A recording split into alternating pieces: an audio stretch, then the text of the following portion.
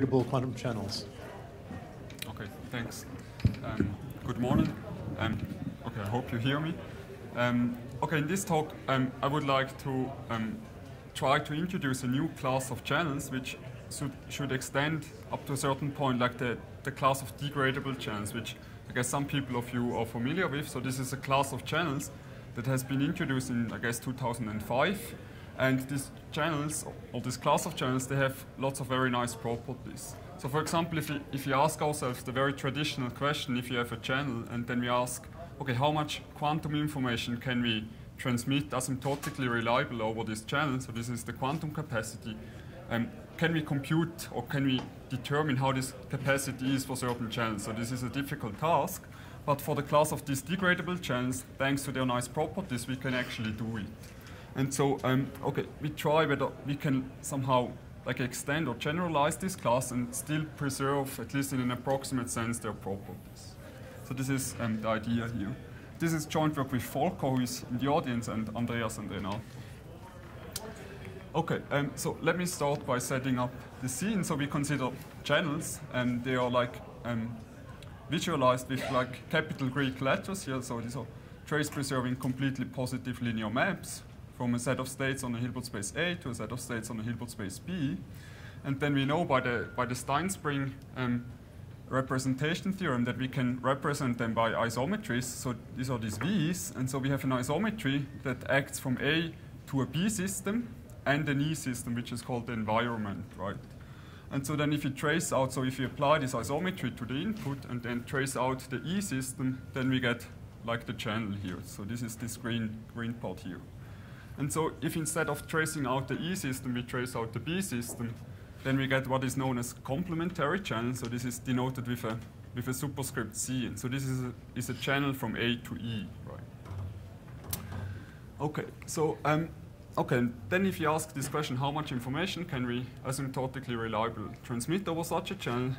This is by definition the capacity, and we know a formula for this capacity. This is this LSD formula here, which is this beast here. So this regularized coherent information. So the Q1 function is this coherent information, which is a maximization over like two entropies or difference of entropies, where first we have like the entropy if we apply the channel to our input, and then minus the entropy if we apply the complementary channel to our input. And H is just the von Neumann entropy. So okay, I should mention that this capacity formula suffers from a few drawbacks. So if you look at it, then it does not look really pretty, and even more so, it turns out it's very complicated to use, or to actually use it to compute the capacity. So already the coherent information, so this Q1 function is not easy to compute, because in general this function here is not a concave function, so this is a non-convex optimization problem with lots of local minima and maxima. And so I think I'm not sure whether it has been classified, but at least it's not clear how to compute this Q1 function, the coherent information. And if you would get the capacity using this LSD formula, then it's even worse. So we have to like consider the coherent information on k copies of the channel, and then in the end even take this limit. This is what we call regularization. So this is, I think, the problem with this formula here, and we know that this limit, this regularization, is necessary. So what is clear is that the coherent information, the Q1 here, is always a lower bound to the capacity, because we could just consider product inputs here, and then we would get this as a lower bound, of course. But we also know that the coherent information is not additive. What I mean by that is that there exist channels where the capacity is strictly bigger than the coherent information. So this somehow implies that this limit here, this regularization, is necessary. And so if we struggle to like derive formulas for the capacity that are somehow tractable to compute, then a very natural question would be, okay, can we maybe at least compute upper bounds that are not too bad or not too far away from the capacity, and that are somehow easy or at least feasible to compute? And this is what this talk is about. Okay, so let me introduce now this class of degradable channels. So a quantum channel, again, this phi here from A to B, is called degradable if the complementary channel, so this is this red channel here from A to E, if this complementary channel can be written as a composition of the main channel phi, and then we apply a degrading map, so this is another quantum channel, so a trace-preserving completely positive map from B to E, right? So if this is possible, then we call a channel degradable. And what is nice is that for these degradable channels, we can prove, or Shaw and David Sutter can prove, or could prove, that the coherent information is additive, or in other words, that this Q1 function coincides with the capacity formula. So in other words, we don't need this limit, this regularization. So, or again, in other words, we would have like a single letter formula for the capacity. And what is also nice about this class of degradable channels is that it's not an empty set. So there are actually lots of interesting channels that are degradable. Some of them are dephasing channels or amplitude damping channels.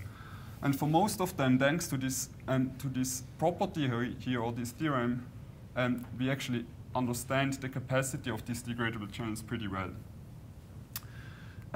But on the other hand, by far not all channels are degradable.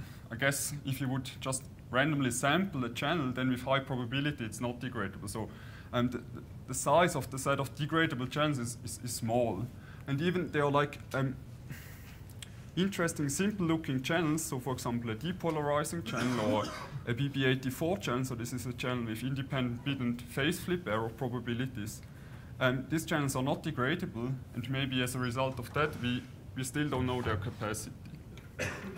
And so what was bothering myself a little bit when I heard about this concept of a degradable channel is that like the concept is not robust at all. So what I mean is that we can easily construct a channel that is degradable, and if you then just slightly perturb it with an epsilon somewhere, then it might fall off the class of degradable channels, and then we lose this property here, and then we are stuck, so we cannot say anything about the capacity. But we know, thanks to some work by Debbie and Graham, that capacities are usually continuous quantities. So this somehow motivates the question whether we can somehow define like a robust version of this concept of a degradable channel, and at least approximately preserve quantities such as this additivity quantity. And so what we would like to suggest is to define a class of or a robust version of degradable channels, which we call epsilon degradable channels. So this is this second point here. So the first is, again, as a reminder, the definition of a degradable channel.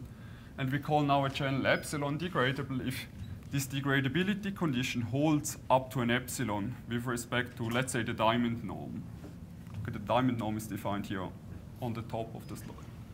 And so we see, just by a few simple properties of the norm, such as a triangle inequality, that every channel is epsilon degradable with some epsilon that is between 0 and 2. We also see that if a channel is epsilon degradable with epsilon equals to 0, then it is actually degradable. And so, well, okay, now we defined this class, and now we should somehow verify whether the properties that degradable channels have at least approximately hold for this approximate degradable channels.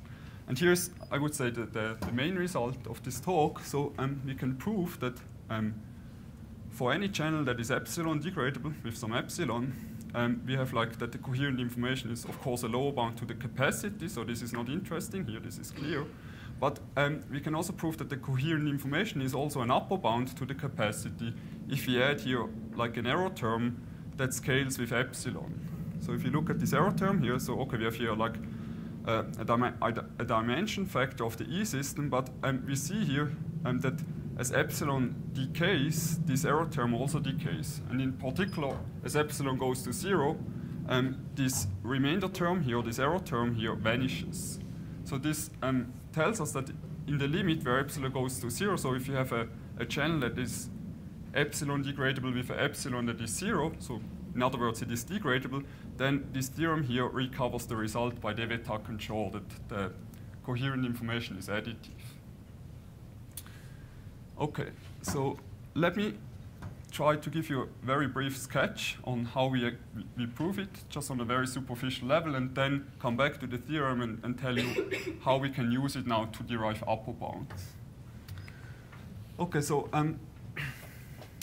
okay, we need, I think, two main ingredients, and one of which is like a continuity statement that I'm sure most of you are familiar with, which tells us that if you have like two states on two systems, and if they are close in, let's say, trace norm, then their conditional entropy is also close. And so this is known as Alitzky-Fanes inequality, and last summer there was like a strengthening of this inequality. So maybe this has not spread already until now, but I think this is a good point to advertise it because I think it's very neat. So Andreas Winter proved that like this Alitzky-Fanes inequality that you can see here down can be strengthened or improved to this remainder term here, which is strictly better. And as you will see, so we apply this inequality, and this remainder term here, this will influence like the remainder term that we have here. And if you want to use that later to prove upper bounds, then it's important, or at least it makes a difference whether we have here a better or an error term that is worse. So this was really great for us that Andreas improved this inequality. Okay, so we need this continuity property, and then we can follow a little bit the original proof by David Sutter and Scholz, where they proved that if a channel is degradable, then the coherent information is additive. And so we are somehow close to this degradable, so therefore we can use this continuity property, and then we can more or less follow this original proof. So should maybe also say that we also use like techniques that have been introduced by Debbie and Graham, like telescoping sums and then chain rules and things like that. And the degradability assumption comes in at one point where we apply the data processing inequalities. So we know like if the channel is degradable, so this means that there is a degrading map from B to E. So therefore this implies that, for example, the mutual information between A and B is bigger than the mutual information between A and E because there's this degrading map from B to E. Okay, this is all I want to say about the proof, but let me add here like a delicate but, in my opinion, important comment. So when we were thinking of how to like define a class of degradable channels that is robust, then it was not clear to us what is like a good way to do it. So, and that, in my opinion, there are like two candidates around. So one of which would be the one that we took, that we say like a channel is epsilon degradable if the degradability condition holds up to epsilon with some norm, let's say the diamond norm. Another one would be that we say a channel is maybe epsilon close to a degradable channel. So this would mean that we can find a perfectly degradable channel, psi, and our channel should be close to this degradable channel. And a priori, it's not clear whether they are related. One can show relatively easily that if a channel is close to a perfectly degradable channel, then it's also close to being degradable if you rescale here the epsilon. But the other connection is not clear. And if, for those who have been to the talk on Wednesday morning that Omar gives, so this is in some sense a little bit similar than what happens with these Markov chains. So I'm not so convinced whether this connection here is possible at all, but I don't know. Okay, so we have now this result that tells us if you have a channel that is epsilon degradable, we have like an upper bound for the capacity in terms of the coherent information plus some error term that scales with epsilon. And we also know that every channel is epsilon degradable, maybe with respect to a large epsilon. So the next question is, of course, how can we find the smallest possible epsilon for a given channel such that the channel is epsilon degradable? This is what is written here as this optimization problem, right? So the parameter we can choose is the degrading map, so we should minimize this diamond norm here, which defines the epsilon, that the channel is epsilon degradable over all degrading maps. And then when we were looking at this optimization problem, it was not totally obvious to us whether this is now something that is difficult or easy to compute. And luckily it turns out that it's something that is rather easy to compute. So this optimization problem can be expressed as a semi-definite program. So this is great because then we know semi-definite programs, they can be solved efficiently, so we can start our computer, plug in our channel, and then get the epsilon, and also the degrading map that we want for our upper bound. So, okay, here's again like the upper bound, so we have like the epsilon here, and of course, since we want the upper bound to be good, so we want to have the smallest possible epsilon, but that's not a problem, we can just solve the SDP, and so we have here an upper bound for the capacity. Of course, what I still didn't mention is we need to compute this coherent information here, this Q1 function. but okay, I will come back to that later. But for some channel, this coherent information is even analytically available, for example, a depolarizing channel. Or what I want to say is that here this Q1 is already simpler to compute than the Q function because it's single letter. So there's no limit involved. Okay, again, one slide, like motivation, how one can see that this optimization problem here is actually an SDP. So here we can use like a result by John Watrous, who proved that like the diamond norm of a difference of two channels can be phrased as an SDP. So this is this SDP here, and this J here is, stands for the choice state of the channel. So then if you combine this result with the fact that this mapping here that maps like the choice state of our degrading map to the choice state of this composition of the map, that this is linear, this can be seen, for example, if you transfer this representation to transform matrices, and then you see that this mapping has to be linear. For example, this is nicely proven in Michael Wolff's script. Then we can plug this together and we see that, okay, this is actually our SDP that defines the smallest epsilon, that the channel is epsilon degradable. Okay. Okay, so we have, again, this is our upper bound, which is easy to compute if we know this Q1 function, the coherent information. So let's have a closer look at this coherent information. So what is nice, here is the formula, and what is nice, it's single letter, so there are no tensors, there is no limit or something involved. What is also nice is that sometimes, or it's a well-studied quantity, sometimes people could prove like even closed form solutions for this Q1 function for certain channels, for example a depolarizing channel or a BB84 channel. What is not so nice is that in general, I would say it's difficult to compute, or at least it's far from being obvious how to efficiently compute or approximate it, because this function is in general not convex. So, okay, what can we do about that? So there's something very nice that happens again for the class of degradable channels. So if the channel phi is degradable, then this function here that we maximize is concave. So in other words, for degradable channels, this Q1 function is given by a convex optimization problem, which makes it then easier to compute. And so since we are looking at these channels that are close to degradable, so we thought, okay, well, maybe there's a way we can make use of this problem. And so there is a way how you can use it. So we can define, if you have a channel and our degrading map psi, this we can get from our SDP, such that the channel is epsilon degradable with respect to this degrading map psi, then we can define here like a weird quantity that depends on the degrading map and the original channel. It's not so important for you that you understand what this function is exactly doing.